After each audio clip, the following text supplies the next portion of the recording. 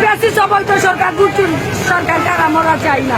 আমাদের অনেক ভাইয়ের রক্ত করণ করেছে, এই রক্তের বদলে আমরা রাজপথে থেকে আমরা আদায় করে নেব। আমাদের দেশ মাতাকে মুক্ত করে আনবো।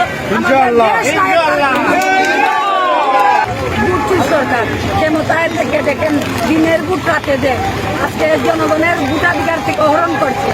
এই সরকারের নির্দলীয় নিরপেক্ষ সরকারের জন্য ভোটের অধিকারের জন্য আজকে রোগ মারছে। এখানে আজকের এই রোগ মারছে সাধারণ জনগণ নেমে গিয়েছে তাদের অধিকারের জন্য, ভাতের অধিকারের জন্য।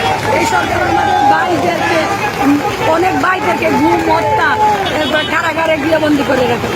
আমাদের 18 কোটি জনতার মা 3.5বারের প্রধানমন্ত্রীকেও গিয়ে বন্দি করে এ নির্লজ্জ সরকার, বিআইয়া সরকার লজ্জা সরম ওদের পায়ের তলেও মাটি নেই। দেখেন উগ্রগতিতে কিভাবে জিনিসপত্র দাম বাড়িয়েছে। আমাদের এক দফায় এক দাবি, মানে আচিনতি কবে যাবে। আমাদের নির্দলীয় নিরপেক্ষ সরকার না দেওয়া পর্যন্ত আমরা রাজপথে আছি, রাজপথে থাকি।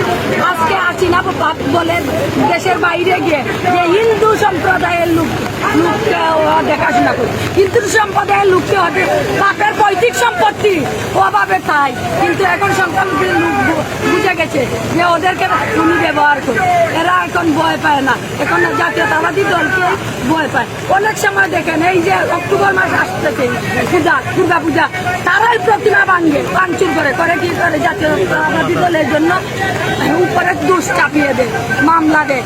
কিন্তু জনগণ বুঝে এ সমস্ত তাদেরও চক্রান্ত। এই প্রেসিস অবৈধ সরকার দুচুর সরকারকে আমরা চাই না।